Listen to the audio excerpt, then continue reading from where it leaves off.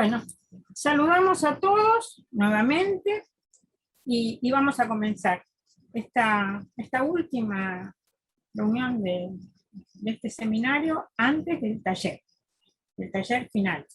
Así que va a ser el 8 de noviembre, ¿no es cierto? El 8 de noviembre.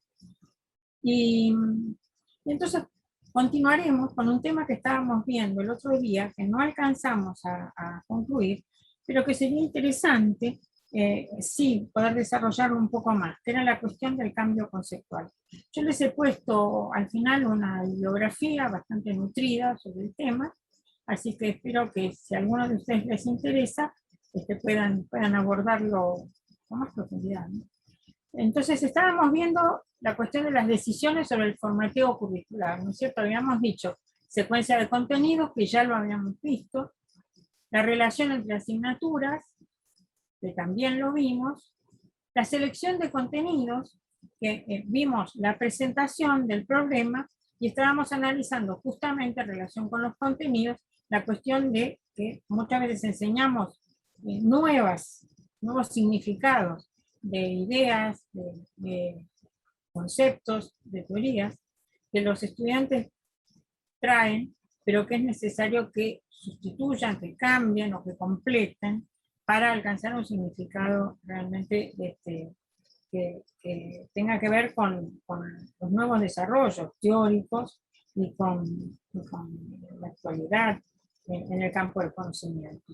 Por eso estábamos viendo justamente ese tema. Y vamos a ver cuestiones después de flexibilidad del currículo y de individualización del currículo. Así que volvemos a la cuestión que estábamos viendo, que era la del cambio conceptual, y el cambio conceptual implica siempre trabajar los significados que ya manejan los estudiantes, y cuando se plantea la cuestión del cambio es porque los modelos mentales con los cuales los alumnos vienen y que se relacionan con los temas que nosotros estamos enseñando, con los conceptos, con las teorías que nosotros estamos enseñando, pero los estudiantes, les decía el otro día, no son vacíos de cultura. Los estudiantes vienen con ideas, vienen con creencias. Muy bien, entonces esos modelos mentales con los cuales ellos están trabajando pueden ser o coherentes o fragmentados. Cuando son coherentes, a su vez decimos, pueden ser defectuosos o no defectuosos. Si son no defectuosos, no requieren cambio conceptual.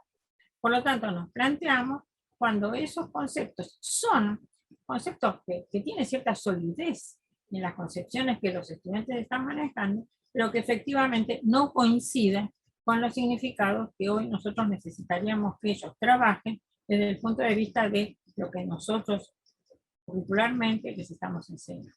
Entonces decimos, pueden ser defectuosos. ¿Defectuosos en qué? En cuanto a los principios o en cuanto a los conceptos. En cuanto a los principios, muchas veces son supuestos respecto de los cuales ellos tienen algunas ideas. Es muy difícil reemplazar supuestos. Muy difícil, porque es difícil reconocerlos en el propio pensamiento. Y cuando son conceptos, bueno, nosotros podríamos ver de qué manera están usando los conceptos, de qué manera ellos explican los conceptos, en fin, que en ese caso, digamos que sería algo más fácil identificarlos, a cambio de los supuestos, que son difíciles de identificar, pero lo que se nos plantea es que sean principios o conceptos. Si son incorrectos, pueden ser totalmente incorrectos o parcialmente incorrectos, a lo cual uno tendría que ver de qué manera esos aspectos que incorrectamente ellos están pensando, concibiendo, pueden ser sustituidos, salvando, por ejemplo, algunas cuestiones que pueden ser sí correctas, o concepciones alternativas, pueden ser otras maneras de pensar, como vamos a ver. En esos casos, sí son coherentes, tienen cierta solidez, pero hay una parte que nosotros decimos no es aceptable, no coincide con las ideas que nosotros necesitamos que ellos estén desarrollando en nuestra asignatura, necesita cambio conceptual. Y el cambio conceptual implica que puede ser asimilación cuando es necesario cambiar totalmente por una nueva concepción el modelo que ellos están trabajando desde el punto de vista del modelo mental. Eso sería asimilación. Y hay acomodación cuando es necesario que sustituyan totalmente el modelo que estaban trabajando por otro modelo. A lo mejor ustedes me podrían dar ejemplos. Lo que pasa es que hoy mucho tiempo no tenemos, y sí me gustaría que ustedes piensen en sus materias, en sus propias materias, cuando los estudiantes vienen con algunas ideas previas que no son correctas, que ustedes necesitarían que ellos cambien. Entonces, sería muy interesante que ustedes puedan plantear, incluso como actividad, algunos ejemplos de esas ideas previas con las cuales vienen los estudiantes y que ustedes necesitarían que ellos cambien si es que ustedes han logrado identificar cuáles son esas ideas previas, porque a veces no se le da lugar al alumno de que las exprese. Entonces el alumno escucha del profesor, como no saber qué hay que decir de ciertas cosas, las dice y bueno, recibe la aprobación.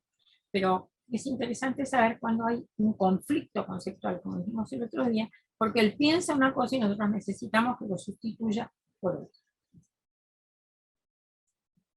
Así que vamos a desarrollar algo más acerca de este tema, de por qué ocurre y de qué manera ocurre. Porque hay sobre todo los grandes modelos respecto de cómo se construyen estos modelos mentales, y entre ellos podemos diferenciar dos grandes grupos, los que se llaman modelos fríos y los modelos calientes. ¿A qué se llaman modelos fríos del cambio conceptual? Aquellos que se refieren solo a aspectos cognitivos. Por ejemplo, cómo perciben el ambiente, la atención que puede ser selectiva a ciertas claves que aparecen en el ambiente, que no se captan todas, sino solamente algunos aspectos que llaman la atención, a la codificación y niveles de procesamiento de la información, con los cuales los estudiantes reciben información, pero procesan solamente alguna parte, consideran, por ejemplo, que hay cuestiones que no son importantes. Digo, modelos fríos, aspectos solo cognitivos.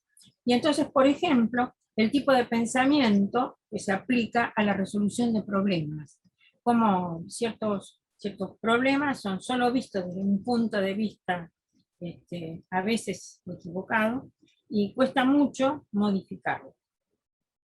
Entonces, como decía, hay modelos fríos y hay modelos calientes. Los modelos calientes, de los cuales Pinklage era uno justamente de los fundadores de esta corriente de los modelos calientes, sostienen que no solamente influyen los factores cognitivos, sino que también hay factores motivacionales, que hacen que la gente piense de determinadas maneras, crea ciertas cosas, y que esté muy adherido a ese tipo de explicación, por ejemplo. En los modelos calientes, para trabajar con ellos, hay que, sobre todo, activar el conocimiento previo. Se tiene que ser consciente del conocimiento previo, para que el estudiante escuche argumentaciones, justificaciones, explicaciones, ejemplos, que sean diferentes de aquello que él está pensando. Hay un interés general y personal en la materia, esto es lo interesante, por eso es que influyen los factores motivacionales. Y hay una percepción del valor de utilidad que tienen los conocimientos. No es solamente un conocimiento abstracto, una forma de conocer, sino que hay un factor utilidad respecto de cuál sería el significado, por ejemplo, de un concepto. Y la creencia en la autoeficacia. La autoeficacia implica que uno se considera a sí mismo capaz de entender, de aprender, de comprender, de aplicar ese conocimiento. Autoeficacia. Autoeficacia significa soy capaz de hacerlo, soy capaz de trabajar con eso, soy capaz de aplicarlo. Los factores motivacionales son muy variados. Pueden implicar, por ejemplo, la orientación a metas. ¿Qué es lo que yo me propongo? ¿Qué aspiro, por ejemplo, a hacer? Intereses o valores que se ponen en juego. Creencias, como digo, en la autoeficacia. No soy capaz, bueno, si no soy capaz va a ser muy difícil que me preocupe verdaderamente por eso. O la creencia sobre el control que uno puede tener en el aprendizaje. Muchas veces hay gente que piensa, yo solamente voy a aprender lo que otros me enseñan y a decir lo que otros me enseñan. Ahora, si el estudiante piensa que él, a pesar de que otros le digan algo, es capaz de modificar sus creencias, de pensar de nuevo, de incorporar nuevas cosas, sin que necesariamente provenga del exterior, sino que él es capaz de reflexionar y de pensar, en ese caso, el factor motivacional es posible de manejar. Esto no quiere decir que dejemos fuera los factores cognitivos, ¿no? Todo lo que se dijo recién sobre los factores cognitivos también tiene influencia. Es decir, esto que acabamos de decir, que los modelos fríos, en los modelos calientes, se une a los factores motivacionales. Los modelos cognitivos se ha llegado a la conclusión de que no son suficientes para explicar por qué los alumnos no activan sus conocimientos, aunque les sean útiles para resolver los problemas. Es decir, puede ser que un determinado procedimiento les pudiera resultar, o la idea de que un determinado concepto, variando su significado, les podría ayudar a resolver un problema que se les ha dado. Pero el modelo puramente cognitivo no alcanza. Ellos tienen que ver que son capaces y que de aprenderlo, y que además les puede resultar útil. En relación con sus metas, puede tener una ventaja. Hay que sumar creencias motivacionales y factores de la clase. ¿A qué llamamos factores de la clase? Por ejemplo, a la selección de la tarea, al nivel de implicación, es decir, yo me siento personalmente implicado en esto y por lo tanto quiero resolver el problema y persisto en la tarea. Es decir, no me sale al principio, pero no importa, voy a insistir hasta lograr, por ejemplo, resolver ese problema. ¿Por qué? Porque hay un yo detrás, hay una identidad que tiene aspiraciones, hay una idea. A lo mejor lo que busca es el éxito. Sí. Este es uno de los peligros del cambio conceptual en virtud de factores motivacionales. Porque cuando lo que el alumno busca es el éxito, podría ser que este consista simplemente en lograr repetir lo que dijo el profesor. Y eso, como decía el otro día, es un riesgo. Porque el riesgo está en las respuestas correctas. La respuesta correcta muchas veces es el indicador de que aprendió y que su aprendizaje está bien, que lo logró. Pero ocurre que cuando un estudiante no entiende algo, ha aprendido, y esto se lo enseñó la escuela, aprendió que repitiendo de memoria algo, a lo mejor damos una respuesta buena, una buena respuesta, una respuesta correcta. Y entonces, precisamente en aquellas cosas que no entiende, que no comprende cuál es el significado, recurre, y esto lo hacen incluso los buenos estudiantes, recurre a estudiar de memoria, a repetir de una manera mecánica. Con lo cual, resulta ser que a veces los estudiantes que mejor responden, que responden la respuesta perfecta, son los estudiantes que memorizaron porque no entendían. Y este es uno de los problemas graves, de los riesgos que podemos tener, ¿no? Así que, en realidad, el tema del cambio conceptual es un tema espinoso, pero que vale la pena analizar, que vale la pena mirarlo con cuidado, porque es uno de los caminos por los cuales nosotros podríamos garantizar que los aprendizajes de los estudiantes son de buena calidad. Para poder saber qué es lo que pasa, dice la investigación acerca de qué ocurre con los cambios conceptuales o qué ocurre con el cambio conceptual en un estudiante, tiene que hacerse en situaciones y con contenidos específicos. Es decir, que nosotros tenemos que tomar, por ejemplo, el concepto sobre el cual se está trabajando y plantear problemas específicos para ver cómo opera el estudiante con ese concepto. Si efectivamente tiene el significado que nosotros pensamos que tendría que tener, o si sigue encubriendo una idea errada que el estudiante en verdad y en el fondo sigue manteniendo. Las críticas al modelo frío, lo que se suele llamar el modelo estándar de cambio conceptual, implican justamente eso, que el modelo frío no alcanza a diferenciar lo que es el aspecto solo cognitivo con el aspecto personal que se pone en juego y que necesita precisamente que se produzca un cambio. El conocimiento previo tiene un papel paradójico por eso. A veces, el conocimiento previo impide aprender lo nuevo, aprenderlo en serio. A veces, en cambio, es positivo y ayuda. Pero ¿cómo hacemos nosotros para diferenciar si ese conocimiento previo es correcto o no es correcto. Lo tiene que manifestar, lo tiene que expresar de alguna manera. Y lo expresa fundamentalmente utilizándolo en problemas, en la solución o en la comprensión de situaciones en donde estos presuntos prejuicios que puede llegar a tener se van a demostrar. Por eso en los procesos de cambio conceptual siempre el cambio es costoso. Para la persona que hizo un esfuerzo para aprender algo, llegar a la conclusión de que eso que él está pensando no está bien, efectivamente puede implicar un costo personal que a veces desaprender no es sencillo. Es decir, lo que yo estoy pensando, lo que yo creo, lo tengo que abandonar y tengo que sustituirlo por otra cosa. Y como digo, puede producir avances, pero también retrocesos. No es fácil y el camino de construir un nuevo significado es costoso. En principio son graduales, no es que cambian de la noche a la mañana, que alguien decía una cosa y de repente dice otra. Cambia de teoría, por ejemplo. Sostenía hasta cierto momento una teoría, y esto pasa a veces con la docencia, que enseña ciertas teorías y un buen día resuelve que no, que esa teoría debe ser reemplazada por otra que se puso de moda. Pero eso de sustituir una manera de pensar por otra manera de pensar no es sencillo. No es sencillo. Entonces plantea siempre algunas trampas. Entonces, como digo, normalmente es gradual, no es que cambie de la noche a la mañana, e implica muchas veces reestructuraciones del conocimiento. Los propósitos de los alumnos, decimos, son fundamentales para que se produzca el cambio conceptual.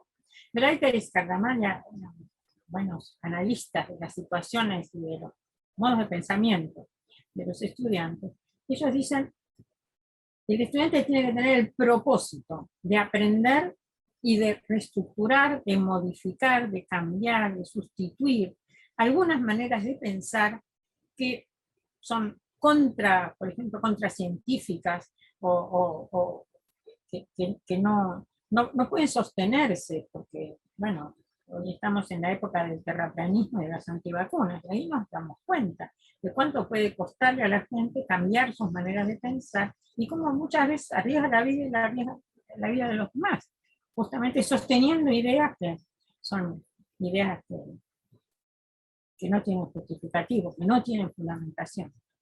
Así que bueno, no sé si ha quedado más o menos desarrollado el tema del cambio conceptual, pero les quiero decir que les dejo y les voy a dejar una cantidad de bibliografías sobre eso. Espero que si a alguno de ustedes les interesa, puedan abordar. Entonces voy a seguir con los temas que estábamos hablando del formateo, ¿no es cierto? Estábamos hablando de los contenidos, la selección de contenidos, del formateo del currículum. Entonces, una cuestión que siempre hay que tener en cuenta cuando hablamos de contenidos o de materias o de asignaturas es si el currículum está planteando una estratificación en virtud de la importancia, por ejemplo, que se le da a ciertos contenidos o a ciertas materias contra otros. Por eso podemos decir, hay currículos en donde hay ciertas materias que parecen las materias fundamentales, las materias importantes. Esto se manifiesta de distintas formas, porque yo puedo decir, se manifiesta, por ejemplo, en el número de asignaturas que se le atribuyen a una determinada disciplina. Entonces tenemos la disciplina A, 1, 2, 3, 4, etc. En la escuela secundaria encontramos algunas de estas disciplinas que se dan prácticamente todos los días o casi todos los días de la semana, con mayor número de horas, por ejemplo, que otras disciplinas, de donde hay un mensaje clarísimo. Esas son las materias importantes, mientras las otras materias no son importantes. Entonces, como digo, el currículo puede ser un currículo con fuerte estratificación, donde está muy marcada esa diferencia entre lo que es importante y lo que no es importante, y currículos donde no hay estratificación. La estoy planteando como un continuo. Puede tener más o menos estratificación. Y les quiero decir que, por distintas razones, incluso vimos cuando hablamos de teorías del currículo. Según algunas teorías del currículo, hay ciertos conocimientos que son superiores a otros conocimientos. esto se manifiesta justamente en los currículos con fuerte estratificación. Y ya también ustedes recordarán que en algunas corrientes críticas del currículo lo que se sostenía era que los conocimientos superiores de las materias o las asignaturas disciplinarias que representaban estos conocimientos superiores no eran igualmente, equitativamente distribuidos en toda la población escolar, sino que justamente se utilizaban para producir una selección entre los alumnos que al mismo tiempo devenía en una selección social. Entonces, nosotros tendríamos que decir que necesitaríamos un currículo sin estratificación. Ahora, esto ha sido observado por algunos especialistas diciendo que es casi imposible encontrar un currículo que no tenga ninguna estratificación, porque las lecturas que se hacen son las estratificadoras. Y las lecturas muchas veces dependen, y tenemos que decirlo así, no solo de lo que esté escrito en el currículo, sino en el currículo en acción muchas veces depende de quiénes son los profesores. Y de la actitud que tienen los profesores frente a la enseñanza y a la capacidad que tienen, por ejemplo, de ser selectivos frente a sus estudiantes. Entonces, estas cuestiones se manifiestan, como digo, no solamente en el currículo prescripto, sino también en el currículo en acción. Y hay que verlo, cómo funciona. Esto, quien está enseñando en una institución, quien forma parte del desarrollo de un trayecto de formación para los estudiantes, debería estar muy alerta respecto de que no haya equilibrio entre las distintas áreas, campos de formación de los estudiantes. Los estudiantes deberían poder visualizar que todo lo que se les ofrece en cuanto a formación es importante, que no es que algunas cosas sean importantes y otras no. Esto recuerda, por ejemplo, cuando los padres dicen, mi hijo repitió el año en la escuela secundaria por culpa de educación física. Pero no es solo educación física, lo cual implica una cosa muy curiosa, porque el padre no es que considere que la educación física no es importante, considera que no es importante la educación física en la escuela, porque después sí, la considera muy importante y lo va a mandar al chico a un club, etcétera, etcétera. Pero en la escuela como materia de promoción, muchas veces se la considera poco importante. Lo mismo que las materias artísticas, que aparecen también como de segundo nivel. Sé que hay algunos profesores de educación física acá, como oyentes, que no sé si van a estar de acuerdo conmigo, pero es curioso, como muchas de las cosas que en la escuela resultan ser menos importantes para los niños y para los padres, fuera de la escuela son las más importantes. Entonces, como digo, hay que tratar de que haya equilibrio en la importancia que tienen los distintos aspectos de la formación, las distintas áreas de formación que conforman el currículum. Equilibrio, balance. También uno de los problemas que tiene que ver con la cuestión de los contenidos es la relación entre la teoría y la práctica. Indudablemente las dos son necesarias. No se puede dar solamente teoría, no se puede dar solamente práctica. Las dos están vinculadas. El problema es cómo se articulan.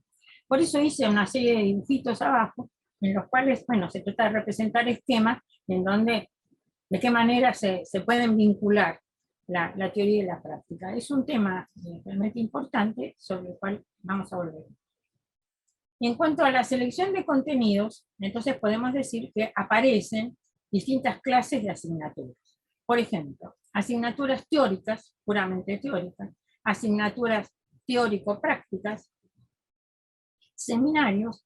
Los seminarios básicamente son teóricos y de profundización en ciertos temas, talleres, en donde en realidad la actividad central tiene que ver con la práctica, y en donde se pueden plantear problemas teóricos, pero su resolución en la práctica. También asignatura de producción de trabajos. Nosotros a veces tenemos en las carreras universitarias algunos requisitos, como por ejemplo la producción de una tesis de licenciatura para que el estudiante pueda promover y graduarse. Allí tenemos entonces una asignatura propia, que sería esto de producción de trabajo, producción de una tesis, por ejemplo, de licenciatura. Hay currículos en donde se han incorporado estas clases de requisitos, no solo una, sino más de una, incluso procurando que se capacite al estudiante durante los primeros años de la carrera, por ejemplo, para la producción de ese trabajo final, porque si no aparece el trabajo final sin preparación previa. Entonces, por ejemplo, se incluye la necesidad de que el alumno, por ejemplo, en el curso de los 3 primeros años de una carrera de 5 años, produzca una monografía a partir de por ejemplo, selección de alguna cátedra, algún trabajo de cátedra, en cuyo caso el director de esa monografía sería el profesor de esa cátedra. Lo que quiero decir es que se puede colocar más de una asignatura, estoy diciendo, de producción de trabajos a lo largo de la carrera, pero que el estudiante que se gradúa tiene que ser capaz de producir trabajos, según el tipo de carrera que tenga. Si es un ingeniero, sabemos que tiene que producir un trabajo profesional, en fin, son muchas variantes las que pueden aparecer en cuanto al tipo de trabajo que se incluye dentro del currículo, pero son curriculares.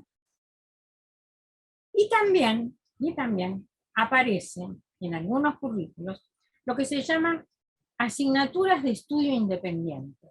Porque nosotros decimos, el estudiante, y lo hemos dicho varias veces, el estudiante en el desarrollo profesional continuo, una vez que se gradúa, nosotros necesitamos que sea capaz de aprender de su experiencia y que sea capaz de seguir trabajando independientemente. Pero, ¿quién lo capacita para esto y cómo se lo capacita? Entonces, han aparecido, no les voy a decir que sean excesivamente frecuentes, pero yo lo venía proponiendo hacía tiempo hasta que empecé a ver en algunos currículos, en universidades europeas sobre todo, algunas americanas también, en donde aparece un requisito como este. El estudiante se inscribe en la asignatura de estudio independiente y conviene con el profesor en la realización de un trabajo, por ejemplo, producción de trabajo. Eso se va a hacer sobre la base de la autorregulación del estudiante, que va tomando decisiones, elige el tema, el tipo de trabajo que va a realizar, y va desarrollándose. Por ejemplo, puede llegar a tener reuniones con el profesor, 1 o 2 reuniones en un cuatrimestre, y luego debe presentar su trabajo. Presentar su trabajo que lo puede hacer oralmente, lo puede hacer por escrito, según se establezca. Pero lo interesante es que no va a tener clases sobre esos temas, sino que va a tener que ir armando su trabajo, va a ser su plan propio, lo va a presentar al profesor, lo podrá discutir con el profesor, pero básicamente está asentado en la autorregulación, la administración del tiempo, la selección de la información, la búsqueda de la información y la selección, y sobre todo, claro, la capacidad de seleccionar dentro de la información que hoy es tan rica y tan enorme, cuál es la que mejor le viene y cuál es la más válida, porque la legitimidad de la información también es algo que hay que saber evaluar.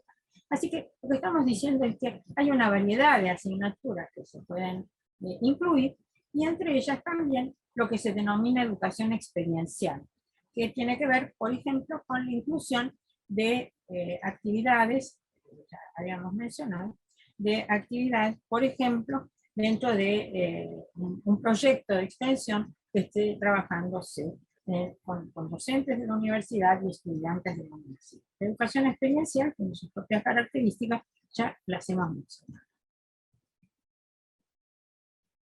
También nos importa mucho considerar cuál es el grado de flexibilidad que tiene el currículo. Nosotros hemos hablado muchas veces de la necesidad de que sea flexible. A ver si puedo sacar esto. De que sea flexible. Entonces vamos a diferenciar, como ya lo hicimos, el currículo cerrado y el currículo abierto. El currículo cerrado es aquel en el cual el estudiante tiene definido qué es lo que tiene que hacer. No tiene grados de libertad, por ejemplo, respecto de elecciones, sino que tiene su camino establecido. Y en cambio es abierto cuando sí tiene posibilidades de elección. Estas se pueden dar de diferentes maneras, ¿no es cierto? Pero lo que tenemos que decir, como dijimos antes, de la estratificación, que es un continuo. El currículo puede ser más estratificado, menos estratificado, puede ser más cerrado o más abierto. ¿eh? Más cerrado, cuando no tiene posibilidad de elegir nada, la secuencia está definida, las materias son todas obligatorias, los tiempos están también establecidos, no puede elegir. En cambio, es abierto cuando sí aparece esa flexibilidad que le permite hacer elecciones. Elecciones que no son solo la elección, por ejemplo, de materias, en donde hay materias obligatorias y también materias optativas o electivas. Vamos a diferenciar. Las optativas son aquellas que se eligen dentro de un menú de materias. Hay un listado de materias entre las cuales se dice, por ejemplo, el estudiante deberá seleccionar 2 de las siguientes asignaturas para ser cursadas y aprobadas. No se dice cuáles, pero se hace un listado. Por ejemplo, se pone 10 asignaturas y el estudiante va a tener que elegir 2 o 3, según se diga, entre ellas. En cambio, son electivas, esas eran optativas, son electivas aquellas que el estudiante tiene libertad para elegir. Cuando, por ejemplo, se dice el estudiante podrá seleccionar o deberá seleccionar, definición, deberá seleccionar, por ejemplo, 2 asignaturas de otras carreras que aquellas de la que está cursando, o de otras facultades, que esta facultad en la cual él es estudiante. Se piensa que esta libertad para elegir puede ser que despierte algún interés muy particular en el estudiante y que le permita aproximarse a algunas cuestiones que en la carrera misma no aparecían. Es, digamos, la máxima libertad estaría en la posibilidad de trabajar con asignaturas electivas y más restringida está cuando son optativas. Pero también hay elección libre entre las optativas. Entonces vamos a ver que la individualización del currículo depende también entonces de los grados de flexibilidad, porque nosotros podemos decir que el currículo es uniforme, es igual para todos los estudiantes sin modificaciones, o que es individualizado, cuando el estudiante tiene muchas elecciones para hacer. Es decir, cuando es cerrado, totalmente cerrado, es uniforme. Pero cuando el estudiante tiene opciones, es abierto, es individualizado. Pero hay distintas formas de individualización. Y vuelvo a decir, bueno, si no queda claro, hay un continuo, más uniforme, más individualizado. Veamos entonces distintas formas de individualización. Pero vamos a sacar esto.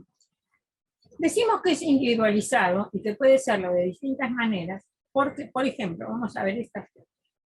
Puede ser uniforme con tiempos diferentes. Con tiempos diferentes. ¿Qué quiere decir eso? Quiere decir que el lapso en el cual el estudiante está cursando y puede recibirse puede ser variable. En tiempos diferentes quiere decir que, por ejemplo, un estudiante elige cursar cierto número de materias por año, puede tardar más o menos en recibirse. No es que tenga que cursar, por ejemplo, como la escuela secundaria, todas las materias del primer año y con condiciones que ya habíamos mencionado, por ejemplo, la N-1, N-2, cuando se le permite cursar materias del segundo año. Pero bueno, decimos, la escuela secundaria tiene 5 o 6 años aún, y esos son los tiempos en los cuales se tiene que recibir. Sabemos que si repite o si desaprueba muchas materias, es probable que la duración sea mayor. Pero los tiempos están pensados, el currículo, pensado para ser cursado en un lapso determinado, en tiempos diferentes. Pero también podemos pensar que el estudiante, por ejemplo, como vimos el otro día, puede cursar por correlatividades. Y si son correlatividades, como vimos, entonces el estudiante, mientras mantenga la secuencia que ha fijado el régimen de correlatividades, él va a ir cursando en el tiempo que le sirva, tiene más libertad que si fueran por años, Es decir, que el N-1 o N-2 fue sustituido por un régimen de correlatividades que da mayor libertad a la lengua. ¿Mayor libertad en qué? por ejemplo, en los tiempos en los cuales va a cursar una carrera. Los tiempos. Pero también podemos pensar en lo que se llama ramificación remedial. La ramificación remedial implica que el estudiante que tiene dificultades puede encontrar, y que esto es una opción curricular que se le da, por ejemplo, talleres, clínicas, para lograr resolver las dificultades que tiene. Es decir, que se le ofrecen, que tienen valor curricular, porque son de apoyo curricular importante, algunas asignaturas que pueden ser breves, vuelvo a decir, pueden ser clínicas, pueden ser, algunos de ustedes me parece que estaba trabajando en alguna de estas, digo clínica porque hay un tipo de dificultad que se prevé, por ejemplo, que el estudiante realice. En algunos casos, por ejemplo, los estudiantes vienen con mala formación matemática, y entonces se les ofrece una asignatura previa, muchas veces, por ejemplo, lo que se llama matemática cero, que los prepara incluso antes de que cursen la primera matemática formal del currículo. En otros casos son simultáneas. El estudiante que tiene dificultades, por ejemplo, de escritura o dificultades de comprensión en algunas cuestiones, que hay experiencia que les resultan difíciles a los estudiantes, se les puede ofrecer algún tipo de ayuda a través de tutorías, a través del cursado de asignaturas especiales. Es decir, la ramificación remedial es específica respecto de clases de dificultades, está prevista y es conveniente además, muy útil para ayudar a los estudiantes a resolver los problemas que puedan tener. Así que decimos, acá ponemos muletas, porque son muletas que se usan durante un tiempo y luego el estudiante queda libre para seguir trabajando al ritmo de todos los demás. También podemos decir que hay currículos que tienen un tronco uniforme, que es igual para todos, pero presentan ramificaciones vocacionales. Es decir, que llegado a cierto punto, por ejemplo, de la carrera, el estudiante puede cursar una cierta rama u otra cierta rama, que lo van a llevar a veces a tener títulos diferentes, otras veces a tener el mismo título, pero un certificado donde se asienta que se ha cursado una determinada rama, o nada, o el mismo diploma para todos. Pero lo que sí el estudiante ha podido elegir algún tipo de orientación, algún tipo de especialidad que piensa por ese momento que sería para él lo más atractivo. También puede ser un tronco uniforme, digo ramificación remedial, un tronco uniforme con materias selectivas, en donde no es que las ramas representen orientaciones o especialidades preestablecidas, sino que simplemente se le ofrece al estudiante la posibilidad de cursar cierto número de materias obligatorias y una cantidad de materias electivas. Electivas podrían ser, en algún caso, opcionales. Las opcionales más bien aparecen en la ramificación vocacional, pero puede ser que estén armadas como ramas o no. Entonces, podríamos decir materias, algunas opcionales que quedarían en posibilidad de cursar y otras selectivas. Allí, como digo, es más abierto y el estudiante tiene más posibilidades. Por eso estoy marcando acá ramas que están preestablecidas y en cambio puede ser que se le ofrezca una variedad de posibilidades entre las cuales el estudiante va a cursar. Y también ha aparecido, y esto ya hace bastante tiempo, lo que se llamaba sobre medida o a la carta. Por eso pongo acá una carta. No, acá tiene posibilidades de elegir muchas cosas diferentes, ¿no? Y acá tengo la carta de un profesor. En donde, bueno, ¿qué implica esto? El currículo sobre medida o el currículo a la carta ha recibido distintos formatos. En algún caso era el estudiante que decía yo quiero seguir tal carrera, pero la institución hace un estudio de cuáles son sus aspiraciones, sus intereses, sus experiencias previas, y le va armando un currículo en función de esto. Esto se llamaba en algún momento instrucción individualmente prescripta. IIP, o en realidad que venía en inglés era IPI, IPI.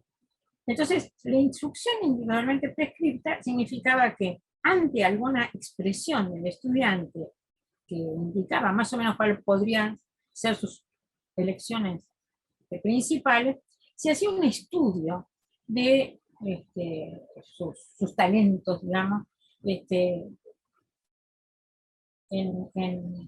con mucho cuidado, para poder definir lo que muchas veces hacen los orientadores vocacionales. Pero en función de eso, no es que eligiera una carrera, sino que se le armaba una carrera. Otra manera en la cual se ha generado este currículo sobre medida o a la carta fue interesante. Porque en Holanda, por ejemplo, las universidades, había universidades, no todas, algunas universidades holandesas ofrecían esto. El estudiante que quiere cursar una carrera, que no se dicta en la universidad, podía hacer la propuesta de que se creara. Y en ese caso, la universidad analizaba si se justificaba que esa carrera se creara o no. Y en función de que el estudiante, por ejemplo, podía estar realmente interesado y surgía la posibilidad que para la universidad tenía fundamento, que quería seguir tal cosa. No existía la carrera, pero había una lectura que había hecho el estudiante que demostraba que tenía asidero pensar en formar a alguien en eso. Es algo que todavía no existía, pero fue curioso, porque si la universidad consideraba que se justificaba, entonces le armaba la carrera con materias que existían en la universidad o materias que había en otras universidades, que a lo mejor no estaban todas en esa universidad, pero incorporando alguna que se recomendaba cursar en otras universidades, el estudiante podía completar su formación. Fue curioso porque las universidades encontraron que estas propuestas que surgían de los estudiantes muchas veces eran muy razonables, muy interesantes y terminaban incorporando la carrera. La lectura que hacían los estudiantes era una lectura muy actualizada de lo que podían ser las necesidades de formación, que a veces las autoridades académicas, las universidades no habían llegado a ver. Por eso, el currículo sobre medida y a la carta fue, para estas universidades holandesas, un camino para la creación, no siempre, pero para la creación a veces, de nuevas cartas. Así que, como digo, el currículo puede estar más o menos individualizado. Estamos yendo desde la diferenciación en tiempos, va a tardar más o menos tiempo en recibirse, en ramificaciones remediales, en donde se le va a dar apoyo, ayuda para dificultades específicas. La ramificación vocacional, cuando se le da la posibilidad de elegir distintas orientaciones que serán reconocidas o no en el diploma. La posibilidad de hacer parte de su currículum como obligatorio y parte con opcionalidades o electividades, y la individualización, que es individualización total, es decir, es para ese estudiante. A veces resultaba que podía ser también después para otros. La relación teoría-práctica, de la cual hablamos hace un rato, siempre se ha presentado como un gran problema.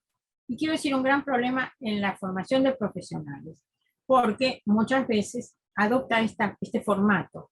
Digo, hay un módulo teórico separado del módulo práctico, por ejemplo, en donde, bueno, hay, por ejemplo, un ciclo entero que es de teoría, y luego aparece la posibilidad de hacer práctica al término de la carrera, en la forma, por ejemplo, de una residencia o de un internado. Está separada la teoría y la práctica.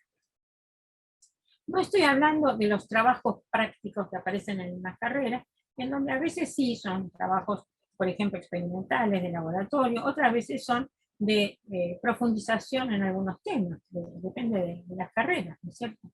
Pero estos módulos teóricos prácticos de los que estoy hablando yo son los que, desde el punto de vista profesional, implican que el estudiante estudia teoría y al mismo tiempo trata de aplicarla en la práctica, pero en los problemas prácticos profesionales de la carrera que él ha elegido. Por eso acá estoy diciendo que esto, para que pueda ocurrir, ya sea hablando de esta práctica o de esta práctica, es necesario variar los contextos y los problemas. No es que se va a formar cuando, por ejemplo, yo le enseño una teoría y después le digo que la aplica en tal problema y le doy un montón de problemas parecidos. Por ejemplo, ejercicios. Ejercicios que no son verdaderos problemas, porque el problema es aquel que uno no sabe cómo resolver. Pero una vez que ya aprendió a resolverlo, que lo repita en problemas semejantes, bueno, es nada más que para fijarlo en el memoria. Pero lo interesante es no repetir la misma clase de problemas, sino al contrario, variar los contextos en función de que profesionalmente va a tener que trabajar en contextos diferentes, y los problemas, porque también profesionalmente se le van a presentar una enorme variedad de problemas que nosotros no podemos prever, es imposible. Entonces, la cuestión, cuando se habla de la relación entre teoría y práctica, es cómo se resuelve la continuidad entre las dos, la secuencia que va a haber entre la teoría y la práctica y la integración de las dos cosas.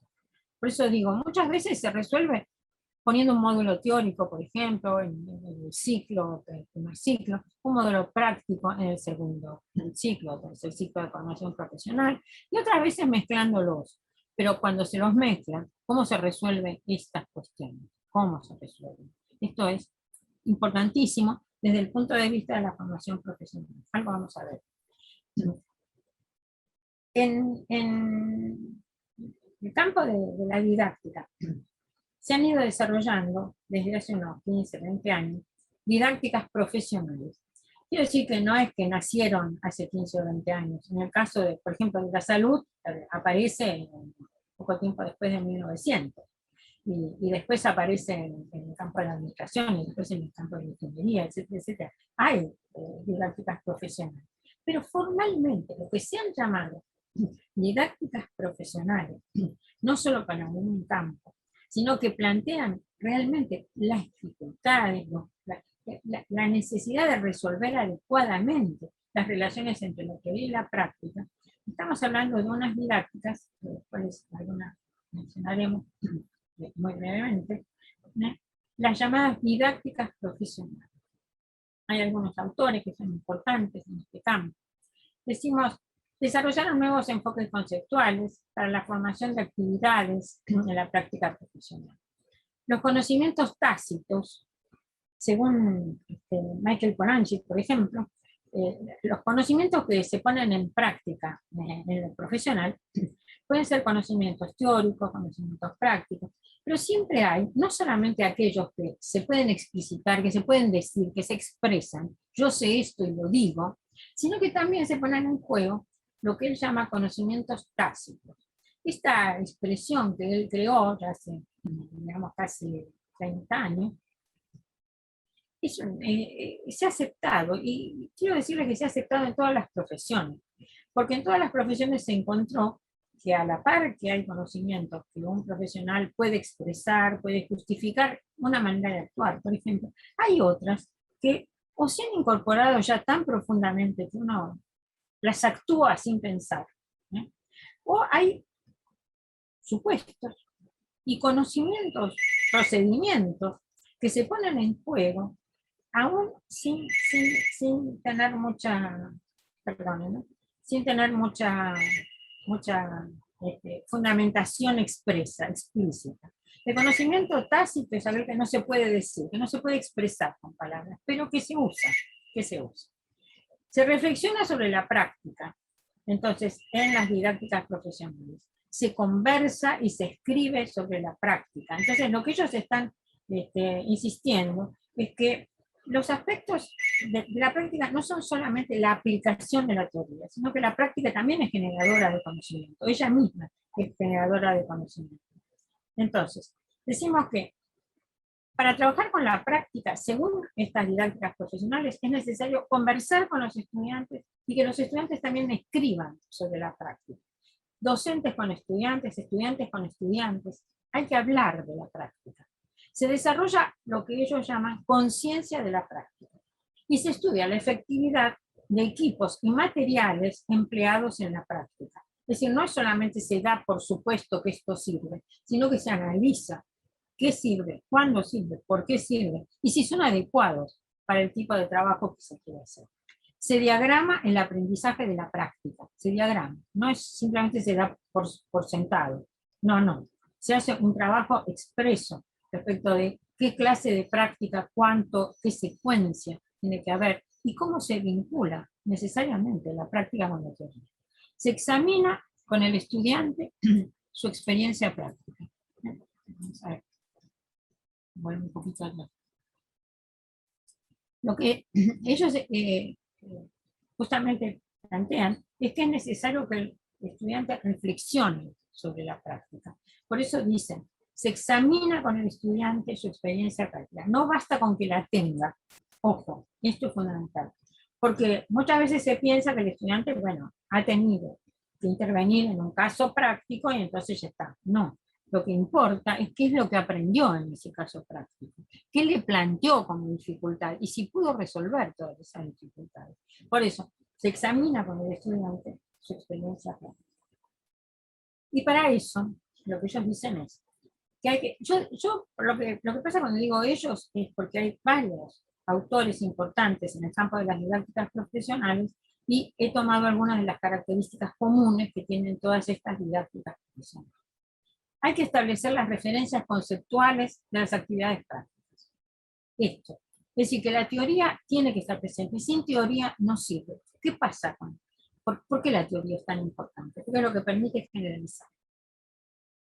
Si yo tengo una experiencia práctica, la tengo en un caso determinado, con problemas determinados. Quiero decir, en una situación, en un tiempo, con personas determinadas, depende de cuál es la profesión con la cual yo estoy trabajando, con datos específicos de un caso, con casos determinados. Bueno, el problema es que ese aprendizaje que yo hice, usando, por ejemplo, algunos conocimientos para resolver una situación práctica, ¿me permiten a mí generalizar ese conocimiento?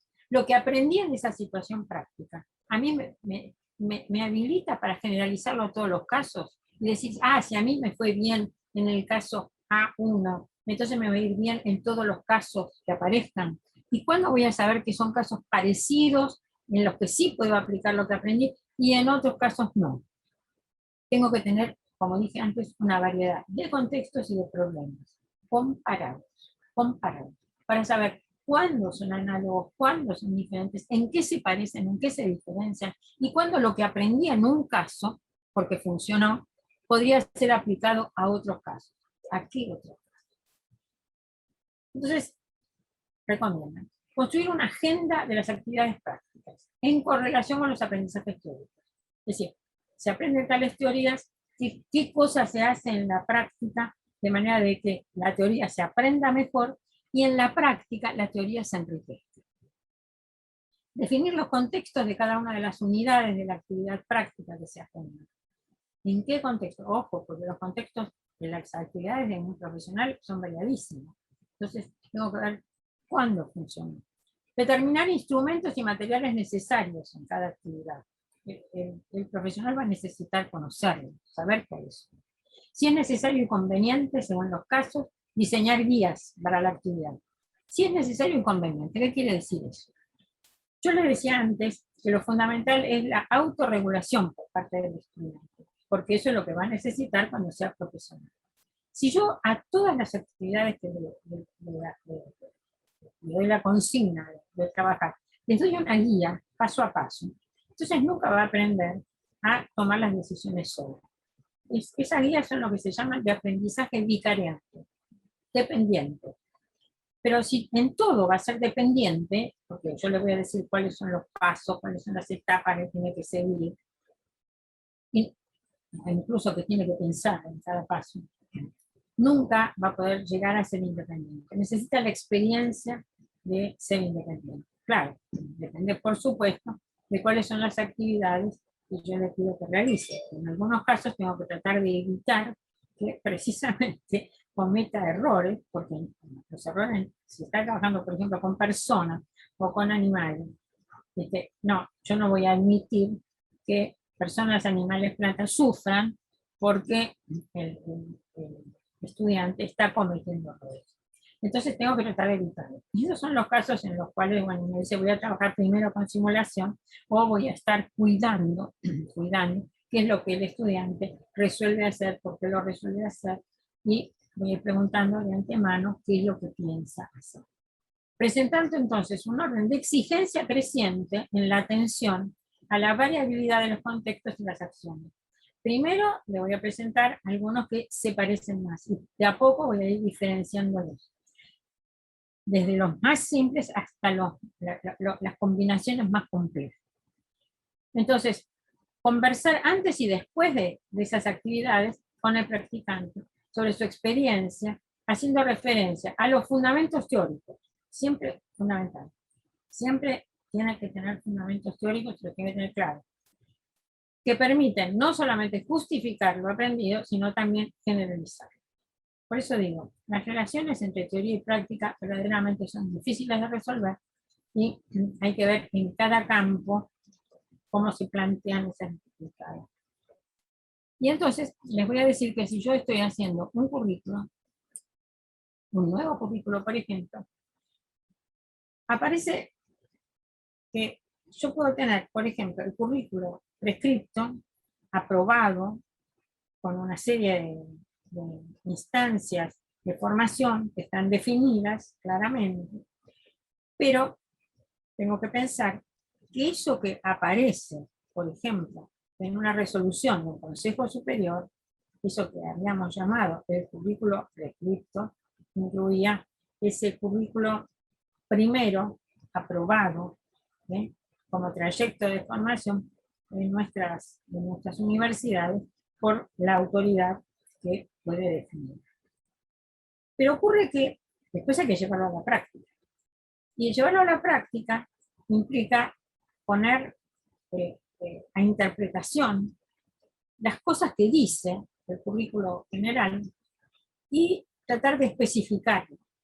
Por ejemplo, vamos a encontrar asignaturas con contenidos generales y sabemos que nosotros necesitamos como equipo de cátedra presentar, por ejemplo, un programa analítico. Esto forma parte entonces de lo que se llama desarrollo curricular. Estamos diciendo que pensar que esto, que es un conjunto de papeles, se va a transformar en otro conjunto de papeles. Ojo, pues el desarrollo curricular también va a tener ese aspecto que hemos presentado en nuestra primera reunión, como otro conjunto de papeles, el desarrollo curricular, el diseño curricular, el desarrollo curricular. El desarrollo es más analítico que el diseño curricular. Es un proceso, decimos, multietapas, en marcha, porque a medida que se va desarrollando, va planteando nuevas cuestiones y es necesario resolverlas y a veces tomar decisiones nuevas respecto de cómo avanzamos en esa puesta en práctica del diseño curricular. Entonces digo, puede ser en marcha, iterativo, es decir, avanza un paso pero vuelve atrás y lo define, destinado a diseñar un currículo efectivo, el currículo operativo que necesitamos poner en práctica, en lo que respecta a contenido, por ejemplo, contenidos más analíticos, estrategias de enseñanza, ahí vamos a tener que decir cómo vamos a enseñar, y actividades de aprendizaje, qué actividades va a realizar el alumno. El docente va a enseñar, bien, pero el estudiante tiene que realizar actividades de aprendizaje. ¿Cuáles van a ser? Esas se programan atendiendo a que debe estar, primero, actualizado. El desarrollo curricular tiene que estar actualizado en lo que respecta al conocimiento disciplinario y profesional. A veces, el diseño curricular fue aprobado hace unos cuantos años. No sé cuál es la experiencia que ustedes tienen, pero a veces nosotros sabemos que cuando se aprueba un diseño, es probable que el diseño dure unos cuantos años. Independientemente de eso, hay que estar alerta porque es posible que haya, por ejemplo, hay campos de ciencias que implican la generación continua de nuevo conocimiento. Entonces, cuando está actualizado, nosotros tenemos que saber que hay que actualizar los contenidos del currículo. Aun cuando a veces en los programas que han sido aprobados en el diseño curricular estén definidos de una manera. Tendría que estar definidos de manera más o menos general, pero a veces hay que incluir nuevos conocimientos, a veces hay que modificarlos. Por lo tanto, estamos diciendo, tiene que ser actualizado en lo que respecta al conocimiento de las disciplinas y el conocimiento profesional, porque puede ser que haya prácticas profesionales, por ejemplo, nuevas, que es necesario incorporar. Y en segundo lugar, tiene que estar adecuado a las características de la realidad del grupo de estudiantes, porque un currículo puede haber sido aprobado hace unos años y nosotros tenemos estudiantes ahora que están alertas frente a nuevas posibilidades que ofrece una carrera, por ejemplo, nuevas administraciones, nuevos campos de trabajo. Nosotros tendríamos que actualizar también ese currículo diseñado y aprobado en su momento para ponerlo de acuerdo con el grupo de estudiantes que integran las clases de esa corte y a los que está destinada la enseñanza ese año. Tendríamos que mirar qué está pasando con los estudiantes, entonces, y qué necesidades, por ejemplo, pueden tener los estudiantes que a lo mejor para su graduación van a tener que adecuarse a realidades nuevas. Y esto les pasa a las carreras universitarias.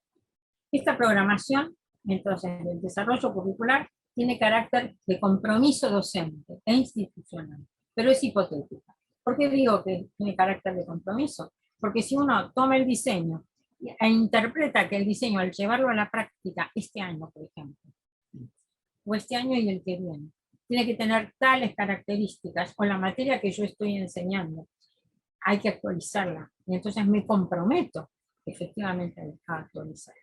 Por eso digo, es un compromiso. Y es un compromiso de la institución que esté actualizado. Pero es hipotética. Como todo diseño curricular, es una hipótesis. Que después va a haber que ponerlo en práctica y ver si funciona.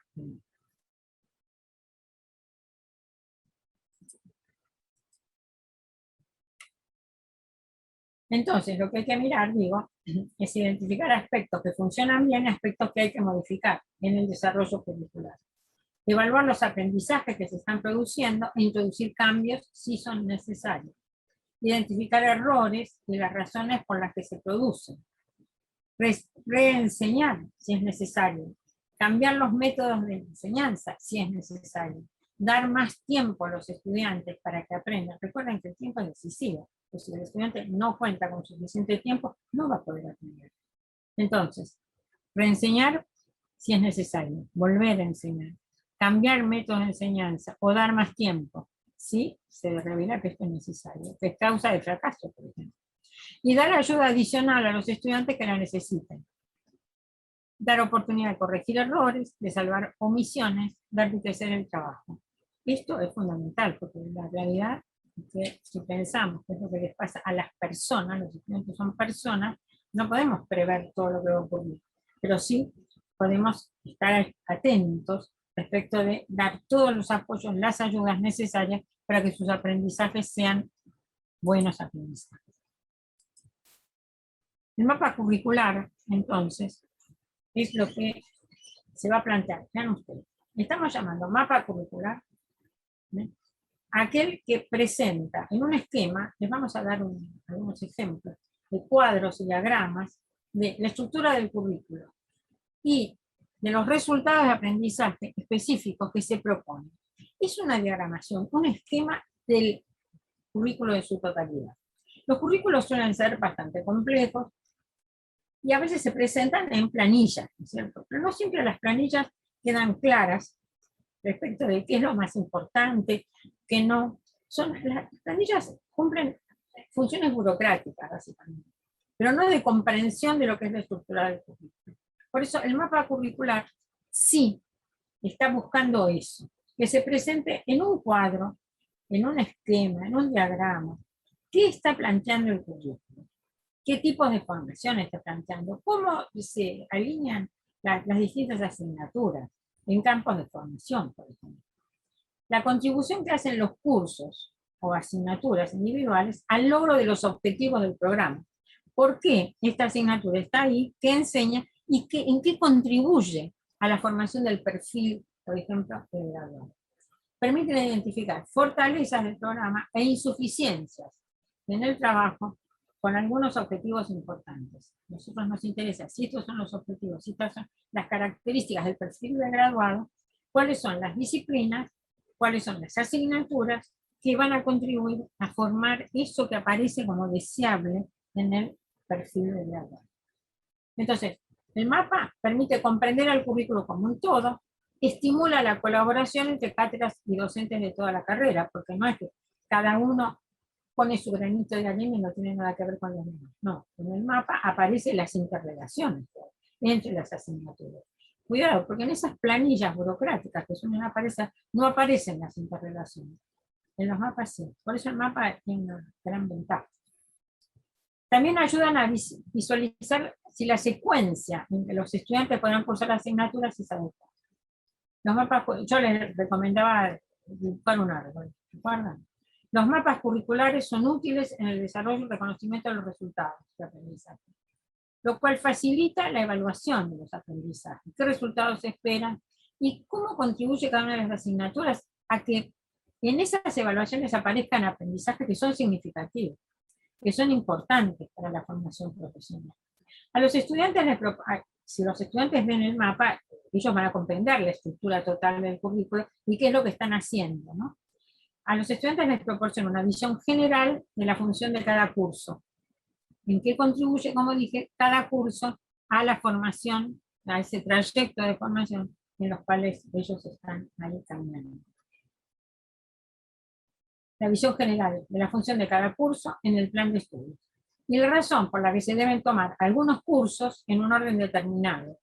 Porque a veces los estudiantes no comprenden cuál es el papel de las correlatividades. Bueno, les tendría que resultar claro que se trata de un sendero en el cual, bueno, hay, como dijimos, dos razones para que aparezcan correlatividades.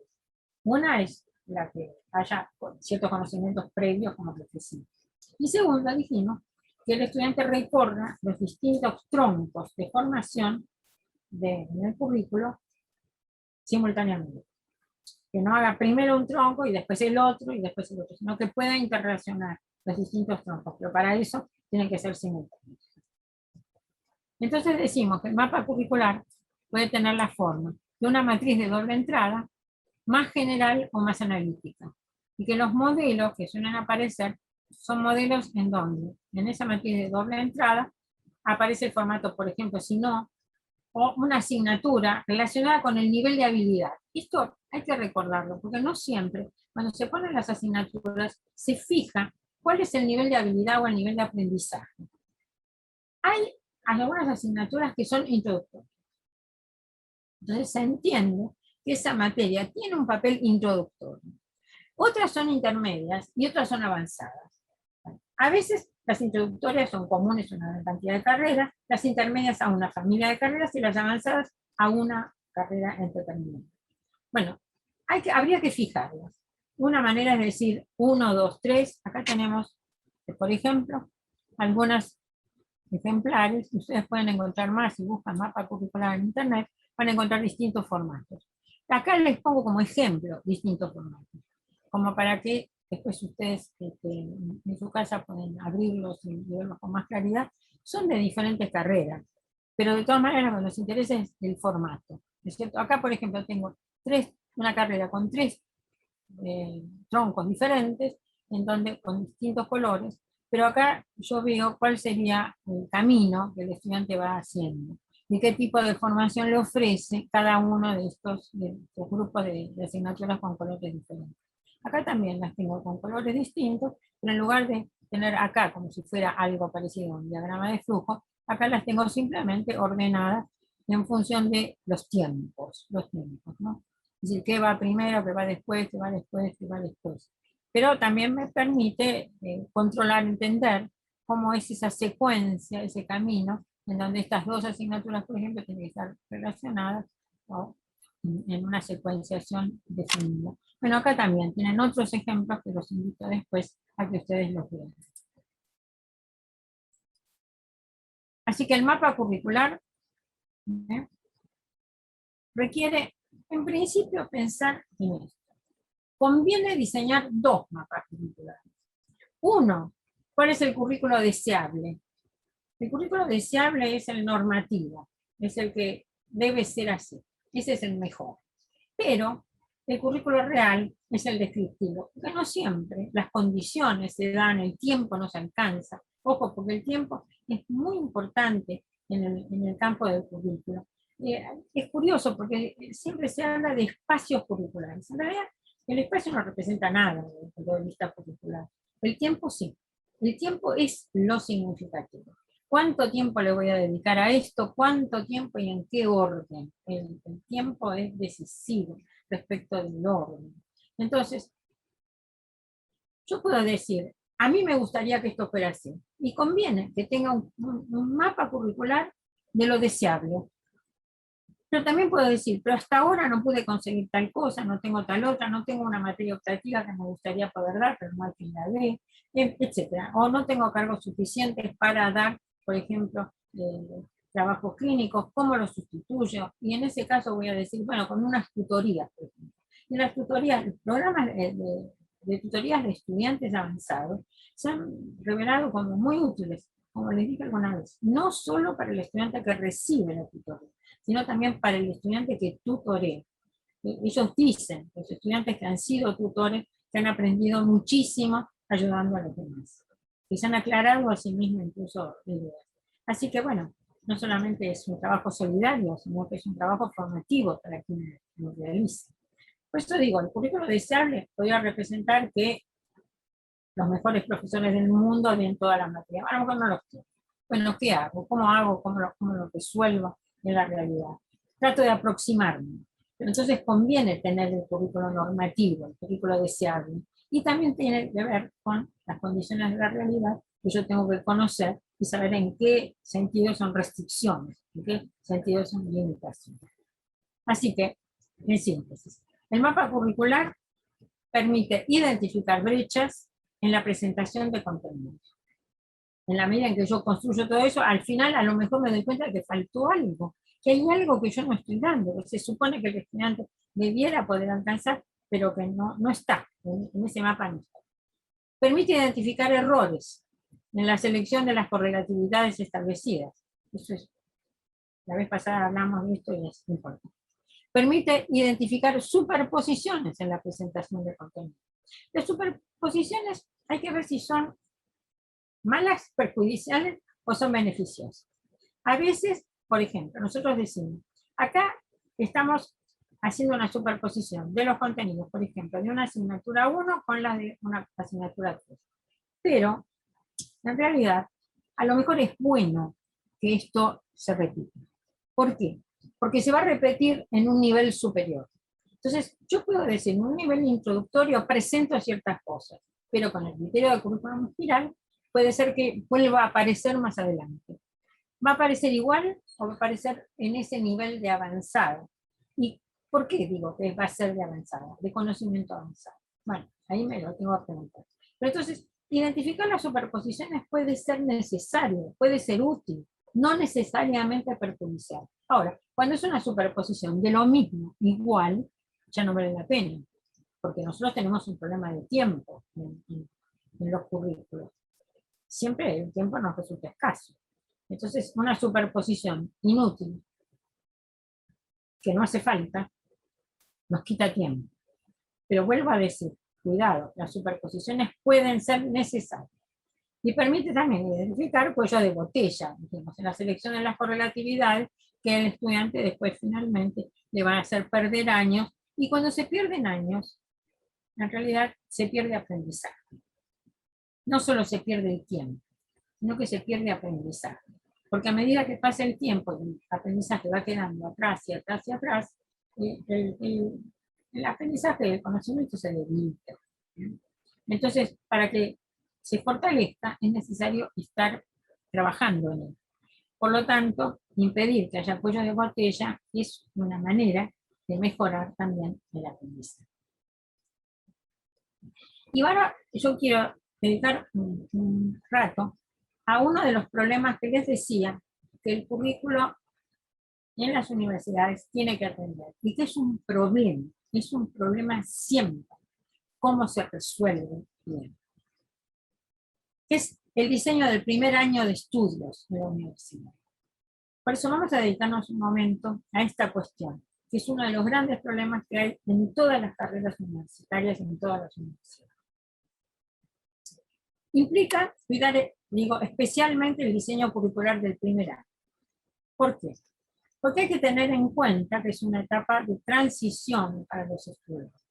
Ellos salen, como sabemos, de una escuela secundaria con un régimen especial, una organización especial, con ciertas características que la diferencian claramente de la institución y de la forma de organización de las universidades.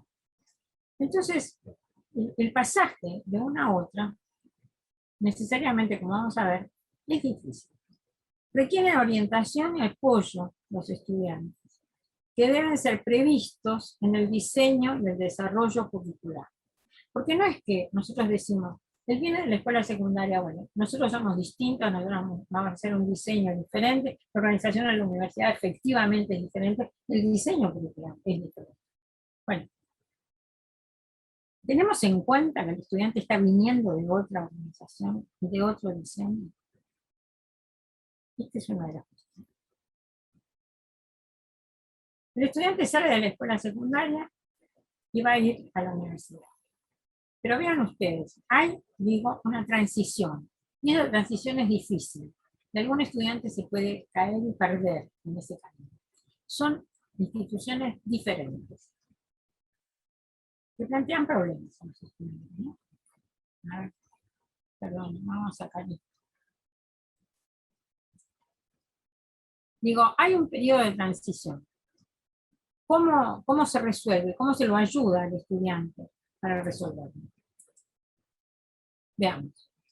En esa transición de la escuela, de la escuela secundaria a la universidad, nos encontramos.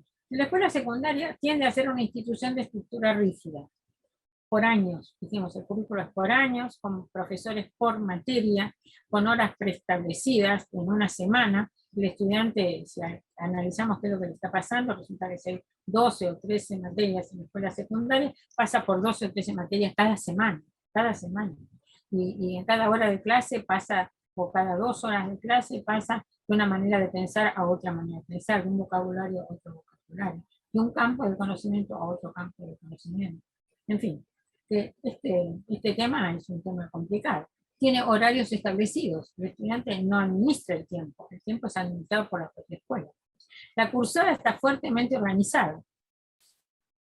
Hay demandas con plazos cortos, eso también es muy importante. El profesor dice, la semana que viene les voy a tomar un parcial, la semana que viene les tomo una prueba de evaluación, o dentro de 3 días. Y para mañana lean de la página tal a la página tal. Cuando decimos demandas con plazos cortos y materiales de dimensión breve, es porque muchos estudiantes en la universidad, cuando ingresan a la universidad, dicen, yo no estoy acostumbrado ni a administrar mi tiempo, ni a estudiar, por ejemplo, que me digan para dentro de 15 días o 20 días o un poco más, vamos a tomar un parcial y ustedes lean tales libros, tales capítulos del libro, de tal página, tales páginas. Es mucho material y los estudiantes no saben cómo encarar ese tipo de estudio.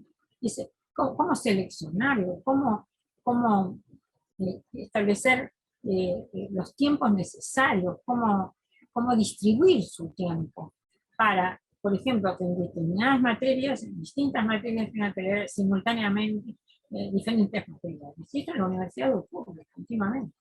En la escuela secundaria no. En la escuela secundaria todos son plazos.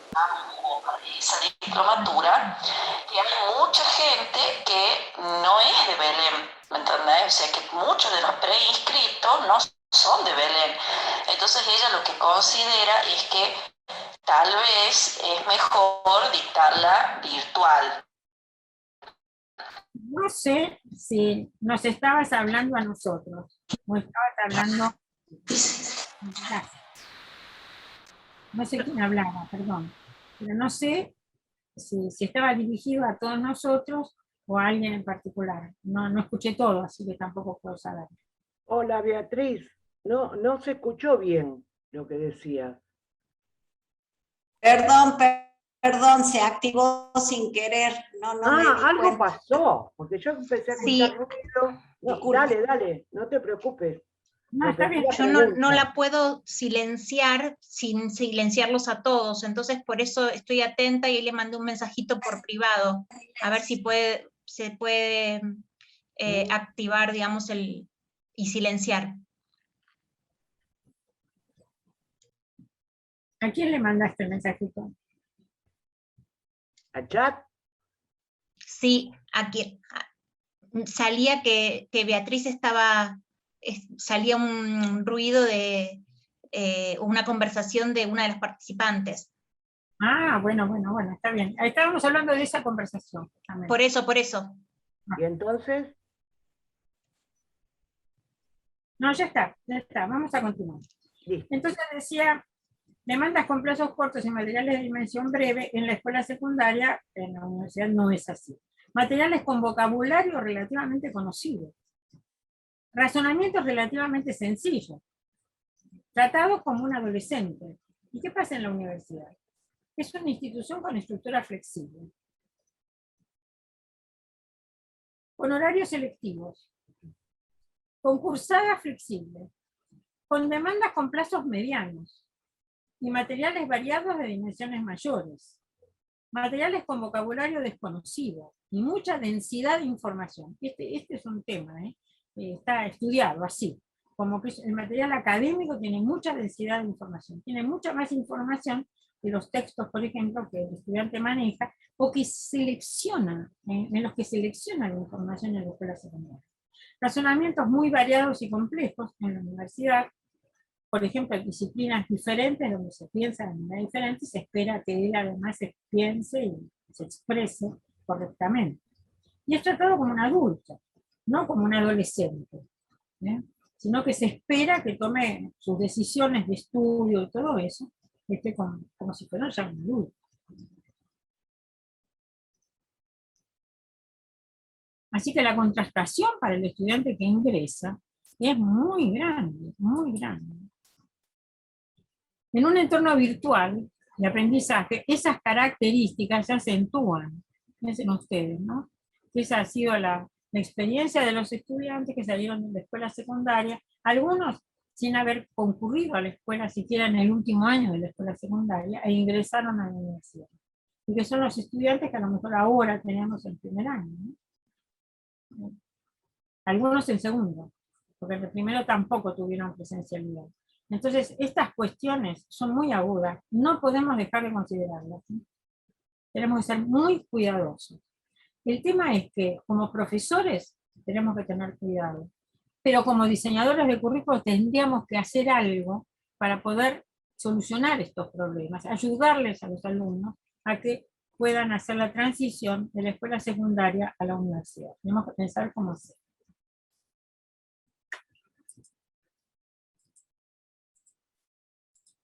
Por eso decimos, hay saberes que son responsables, que son responsabilidad de la escuela secundaria.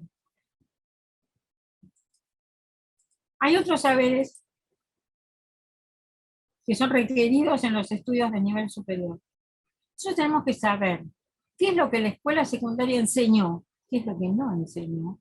Era responsabilidad de la escuela, pero qué no enseñó la escuela.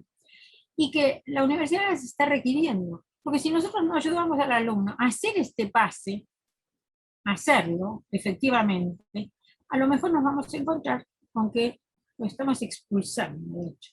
Entonces, lo peor que puede haber es una universidad de expulsores. Así que tenemos que preguntarnos qué competencias generales transferibles tendría que tener el estudiante de la universidad en el primer año y que nosotros podamos enseñar. En la alfabetización académica, ¿cómo la resolvemos? Cuidado, porque como dije la vez pasada, no se resuelve con cursos generales de técnicas de estudio, sino que cada profesor en cada asignatura tiene que enseñar el vocabulario de la asignatura, la forma de pensar de la asignatura, la forma de escribir y leer, en la asignatura la forma de hablar. Porque nosotros le vamos a pedir, por ejemplo, en un examen oral, que hable o que escriba. Bueno, en nuestra materia, y eso no es general. La resolución de cuestiones de la vida cotidiana, cómo se resuelven y cómo se aplican los conocimientos a resolver estas cuestiones. La formación para la ciudadanía, porque para nosotros es importante que la universidad sea la ciudadanía. La elección de una carrera es un proceso de vida. Todo esto debiera haber sido desarrollado en la escuela secundaria. ¿Fue desarrollado en la escuela secundaria? ¿Qué ha quedado para la universidad? De estos aspectos, ¿qué podemos esperar que traiga el estudiante y qué podemos nosotros completar? Esta es una de las cuestiones que tiene el diseño del primer año.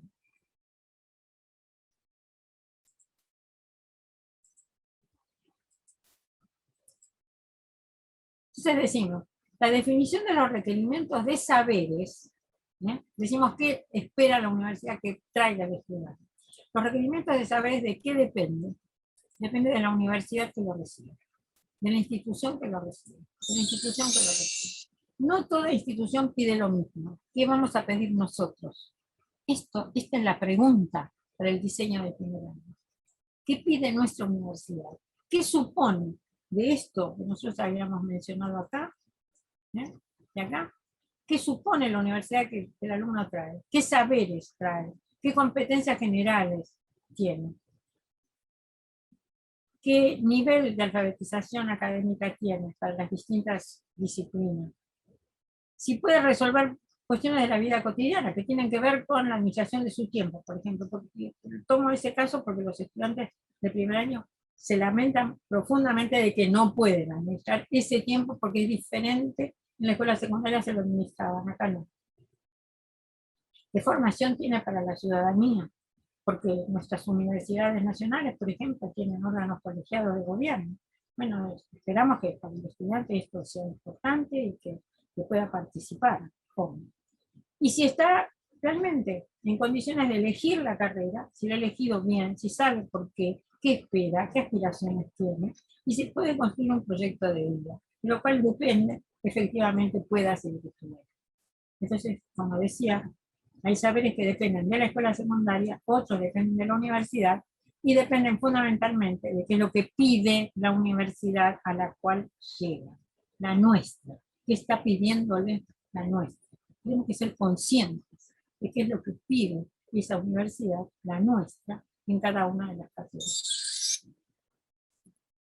Las formas de expresión, por ejemplo, que la escuela desarrolla, la escuela secundaria, se enmarcan en las modalidades de alfabetización que cada época histórica prioriza. No es que en todas las épocas se ha priorizado la misma. Parecería que nosotros tenemos una expectativa mayor respecto de la lectura. Entonces, cuando decimos que los estudiantes salen de la escuela secundaria sin saber leer y que llegan a la universidad y no saben leer y nos quejamos por eso, resulta que, ¿por qué la lectura? La lectura implica entender lo que otro dice. ¿Y cuándo implica poder decir uno lo que uno piensa?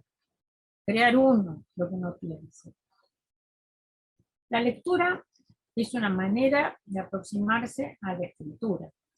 Y el lenguaje oral que es tan importante, resulta que los profesores dan clase, y dan clase, por ejemplo, expositivo. ¿Entiende el alumno cuando escucha?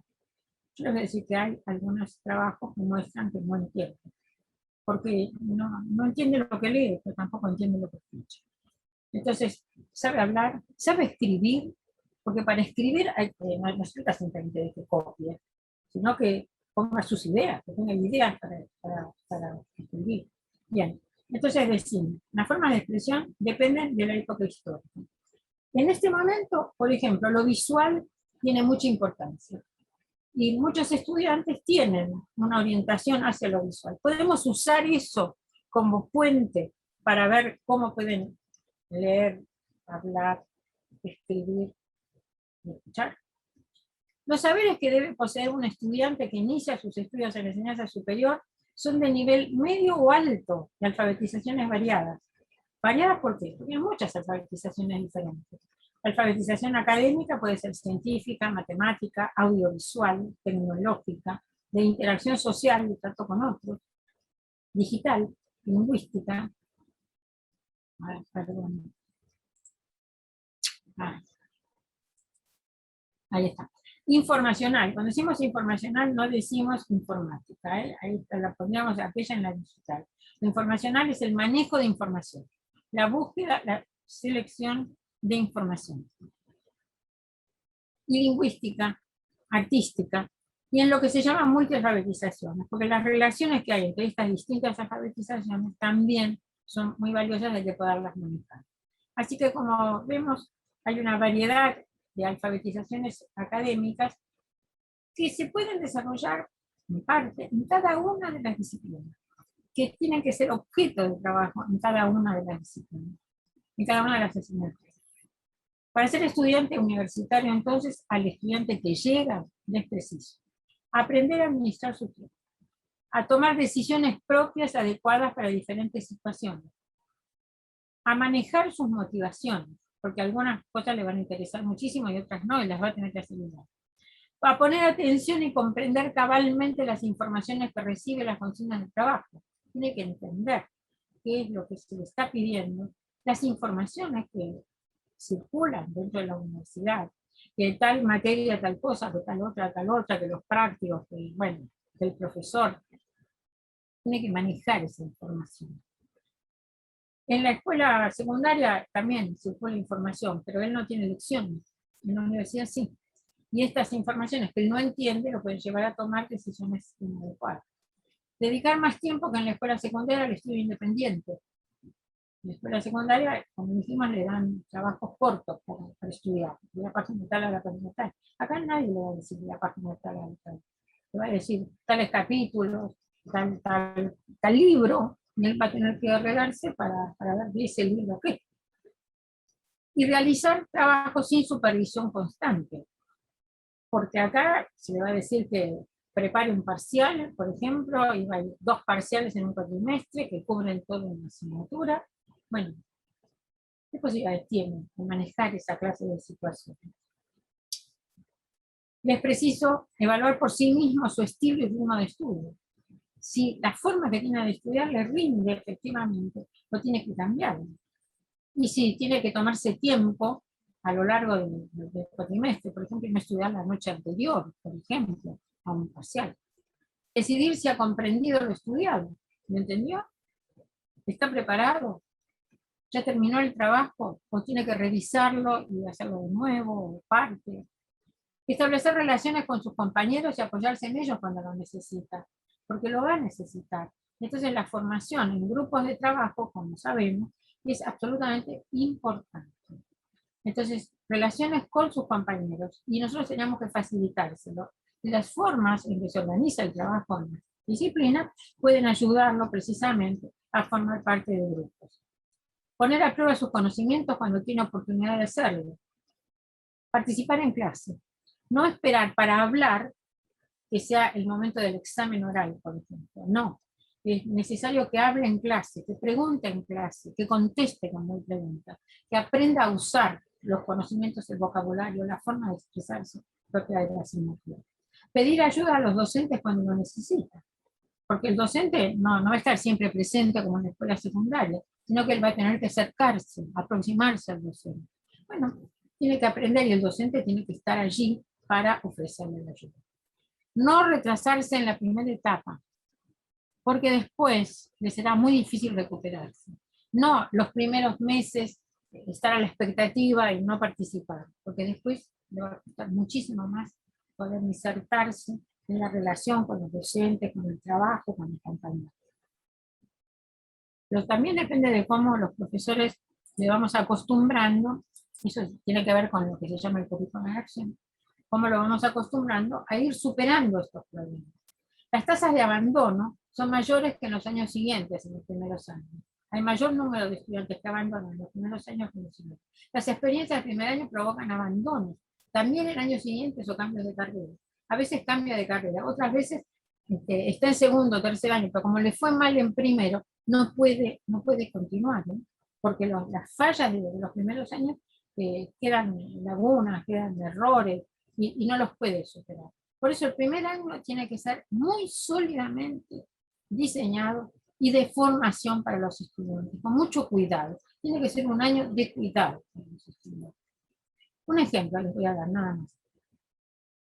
He tomado 2 casos. La Universidad de Nantes, en Francia, que tiene una tasa de éxito de primer año tomada en el 2017, vean ustedes, en primer año de una buena universidad, con alumnos que vienen además de una escuela secundaria buena, en donde tienen que rendir un examen final de escuela secundaria y un examen de ingreso además a la universidad. En esas condiciones, en la Universidad de Nantes, en el 2017, el 40% de los matriculados, el 40% pasó al segundo año. El 30% permanece en primer año, es decir, que queda un 70%, pero solo el 40% cumple con el lapso previsto en el plan. El 30% deja la universidad, el 30% deja la universidad, piensen ustedes. El 30% que queda en primer año, si no le van bien en ese primer año, nada más. En universidades australianas, las universidades australianas son buenas y suelen cuidar a sus estudiantes.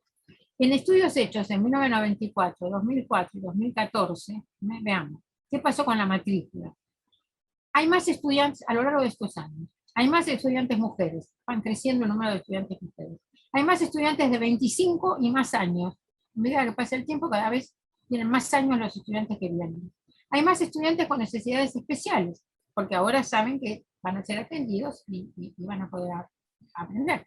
Hay más estudiantes de diferentes culturas nacionales y extranjeras. Esta es una característica que aparece en esas universidades.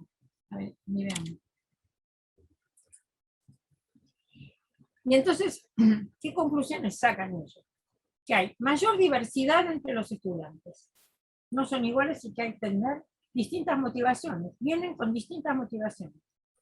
Estudiantes con estudios continuos y estudiantes con estudios discontinuos. Hay un salto entre la escuela secundaria y la universidad. No salen de la escuela secundaria y entran inmediatamente a la universidad. Cada vez hay más tiempo entre que salen de una y entran a la otra.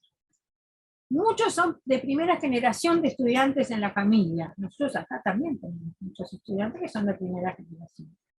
Y mayor importancia de la percepción del funcionamiento del mercado laboral en las decisiones de elección. Eligen más con vistas a tener trabajo rápido, ganar más, en fin, oportunidades laborales.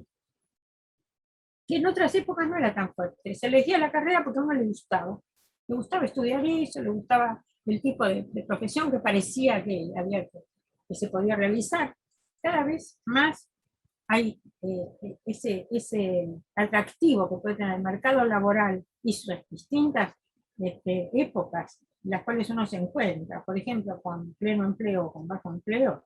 Esto es muy importante en la elección de las carreras. Entonces, decimos, el abandono puede tener distintos motivos, causas y consecuencias. Lo vamos a ver rápidamente. Menor tiempo destinado a pensar en el futuro, en los jóvenes. Causa abandono. Menor motivación. Menos trabajo de estudio. Menos participación en las clases y menor asistencia. Causa abandono. Menos amistad con compañeros. Causa abandono. Menos identificación con el programa, la carrera y la universidad. No se siente perteneciendo. Depende de la propia universidad cómo lo acoge. Menores tasas de aprobación y de calificaciones altas. Cuando esto ocurre, hay mayor tendencia al abandono. Pobre manejo de los materiales, abandono. Escaso placer en el estudio, abandono. Mayor riesgo entonces de abandono en todos estos casos. Esto tiene que ser considerado cuando pensamos en el primer año de estudio. Y como nos queda poco tiempo, la relación con los compañeros es fundamental, ténganlo en cuenta. Estudiar con compañeros, trabajar con compañeros en la producción de un trabajo que ha sido solicitado, trabajar con compañeros en un trabajo que se propone espontáneamente en un grupo, participar en foros y en actividades online. Tiene correlación con el tiempo destinado al estudio y con la retención, pero no necesariamente con la mejora de las calificaciones, no, pero sí en la retención, aumenta el nivel de retención. Mayores riesgos de abandono, alumnos de bajo rendimiento, con fracaso reiterado, estudiantes mayores, más de 25 años con historia de estudios discontinuos, mayor tendencia al abandono, estudiantes con trabajo diario de tiempo completo, estudiantes que no tienen relación con otros estudiantes, sea presencial o virtual, cualquiera de las dos, estudiantes sin sentimiento de pertenencia a la universidad, mayores riesgos de abandono. Nosotros tenemos que tenerlo en cuenta porque lo tenemos que impedir. La perspectiva de trabajo y empleo, yo los voy a invitar a que ustedes lo lean, porque son cosas que hemos venido diciendo repetidamente.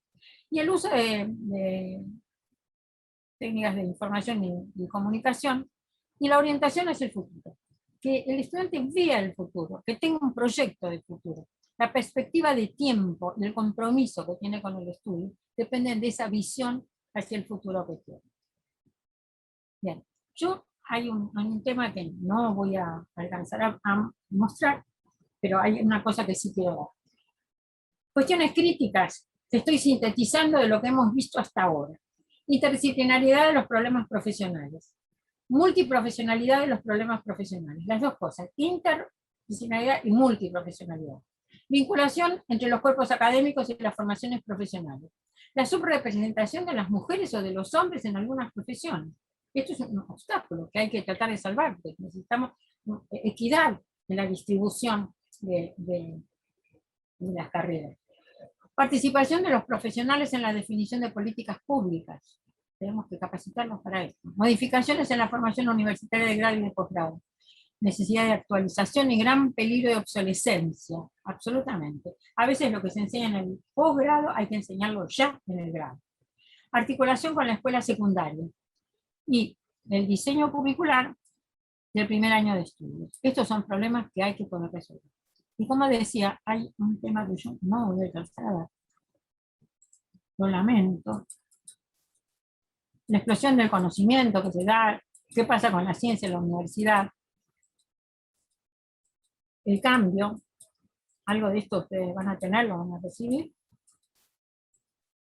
Y lo que sí fallaría si no lo doy aún en el ratito que tenemos nada más, es la flexibilización de la organización académica. Yo puse el acento varias veces en la necesidad de ser flexible. ¿Bien? ¿Qué pasa con los docentes?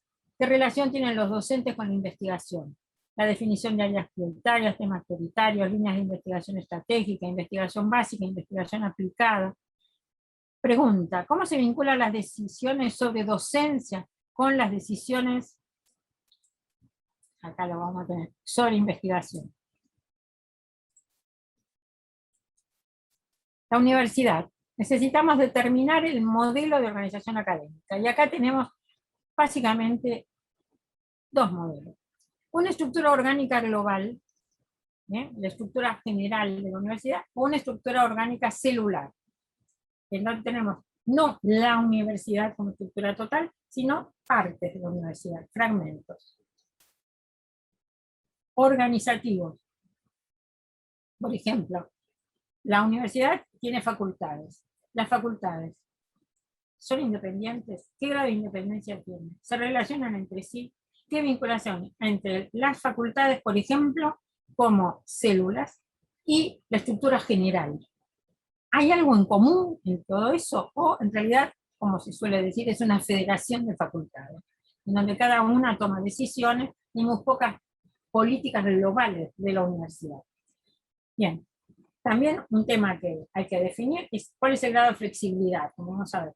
Si hay grupos por proyecto, por ejemplo, o solamente en cada una de las facultades separadas, independientes de las otras facultades. ¿Qué vinculaciones internas y externas hay?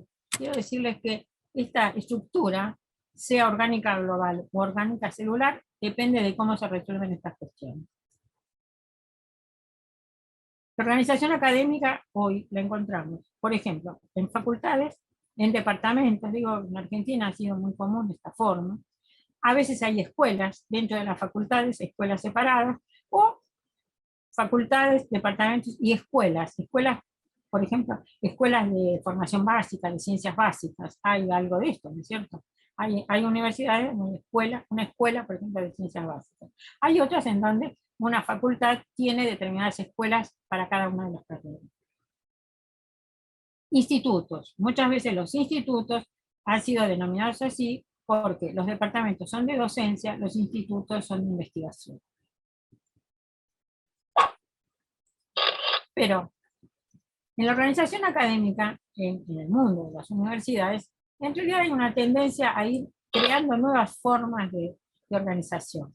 Por ejemplo, centros dedicados a algunos temas determinados, programas destinados, por ejemplo, a desarrollar proyectos definidos, escuelas que son independientes. Por ejemplo, miren, en Europa la arquitectura ha sido una carrera que se ha desarrollado en escuelas no universitarias, que fuera. Después se empezaron a incorporar esas escuelas a las universidades.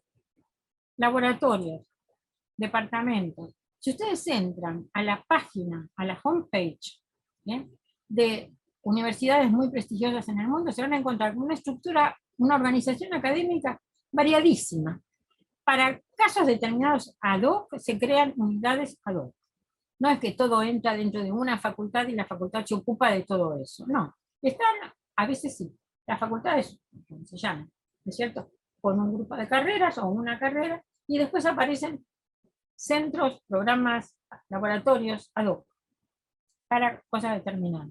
Unidades multifuncionales, por ejemplo, en donde se da docencia, investigación y extensión en relación con un tema determinado.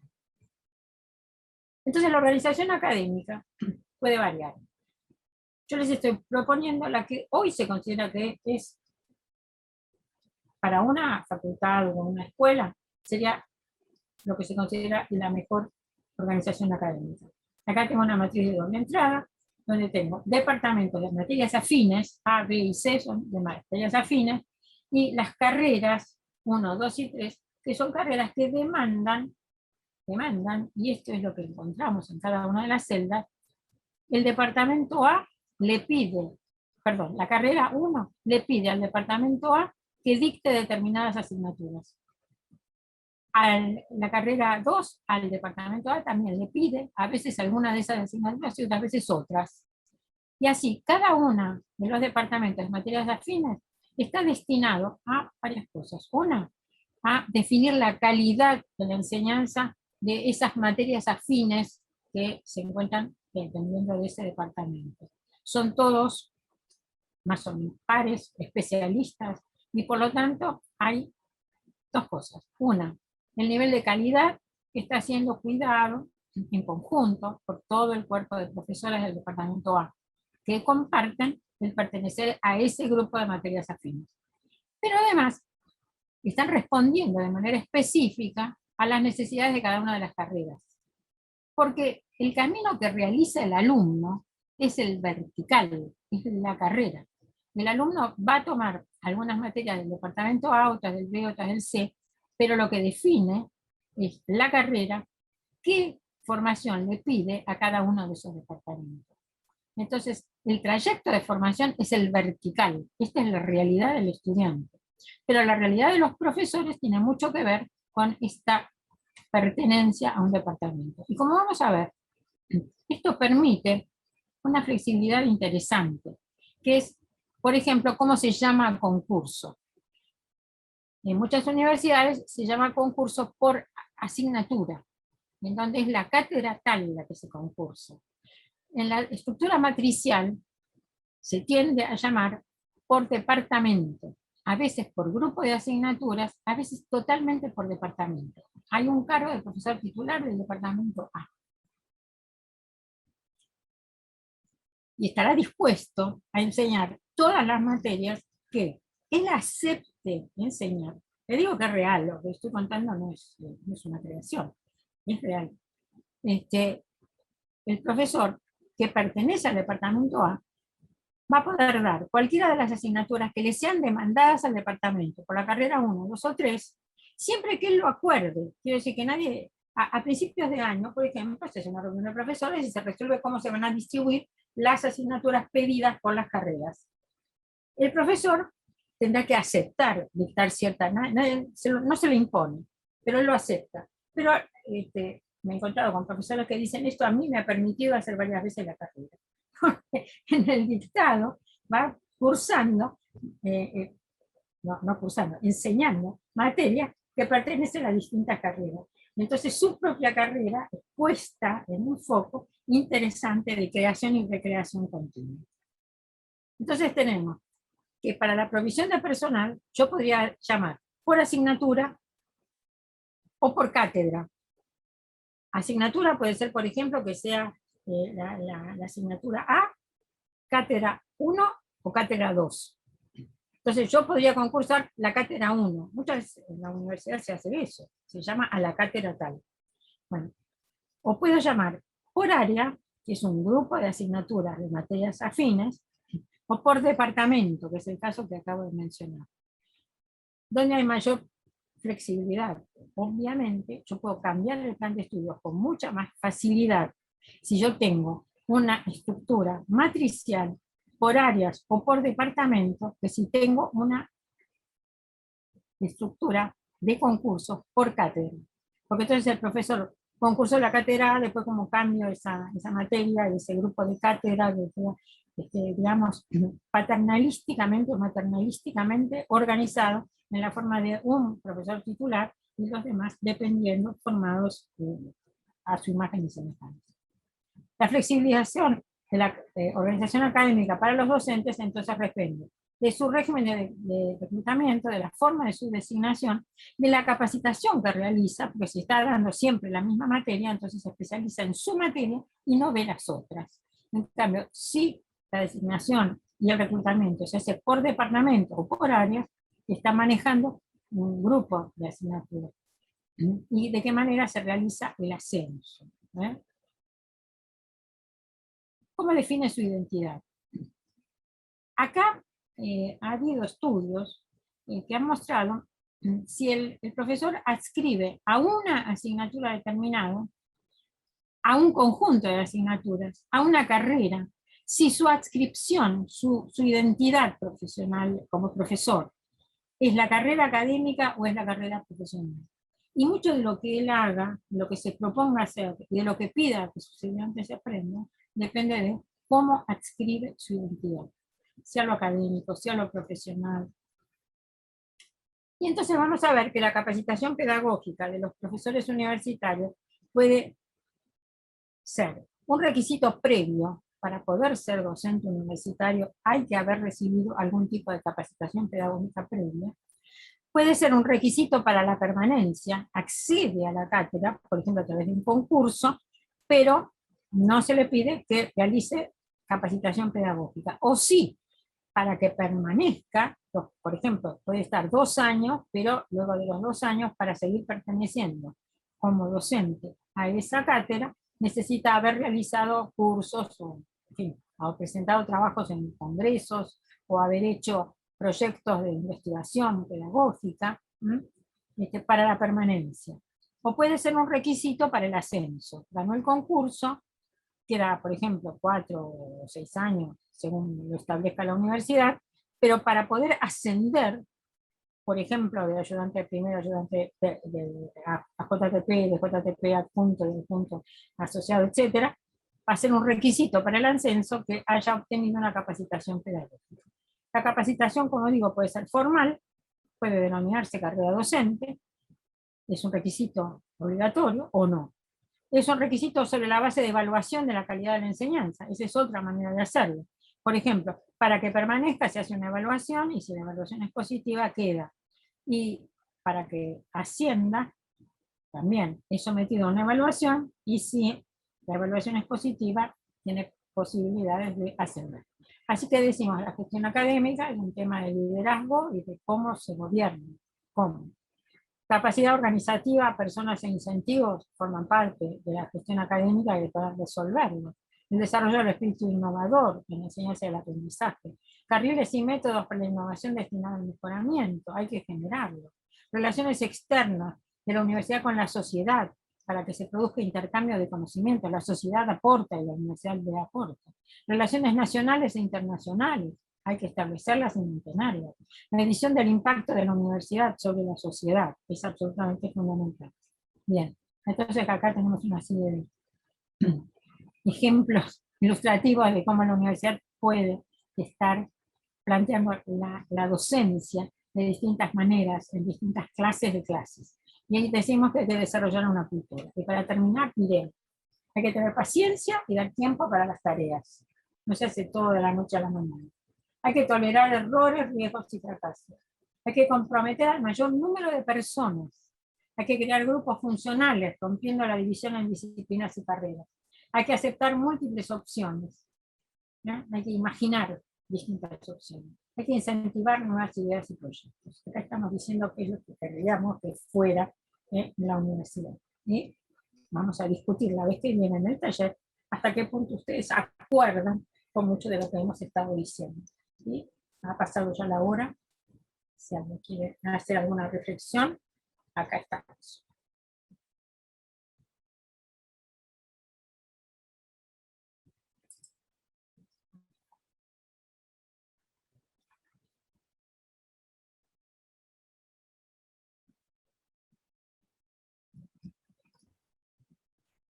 Me parece que los dejaste mudos. Bueno, pero la vez que viene tenemos todo el tiempo para hablar. No, El la vez 8, que viene es libre. Y la otra ya es el no, taller. no, la vez que viene, no el lunes que viene, la No, vez que sí, bueno. Pero el te 8 quiero de decir, noviembre nos vamos a volver a reunir en un taller en el que justamente los Eso. protagonistas van a ser ustedes. exactamente. Así que si ahora alguien quiere agregar algo, comentar algo, bien, los escuchamos. Y si no, vamos a seguir el 8 de noviembre. Exactamente. Van a recibir el PPT.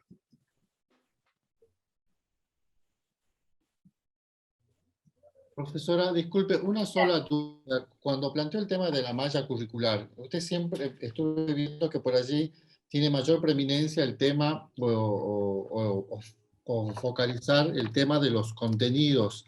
¿Hay otros aspectos, digamos, que se pueden tener en cuenta para armar esa malla curricular? Aparte Mire, de los contenidos. lo que pasa es que yo empecé diciendo cómo definía los contenidos. Yo los definí así, es todo lo que se enseña. Entonces no hablo de contenidos temáticos o de información o de contenidos cognitivos, es todo lo que se enseña. Y estoy diciendo, hay actitudes, hábitos, valores, todo eso forma parte de los contenidos. No es que ponga los contenidos temáticos, no. En ese sentido es que te digo, a tu pregunta contesto. Todo Bien. lo demás está ahí. Sí, sí, gracias. No, al contrario, al contrario.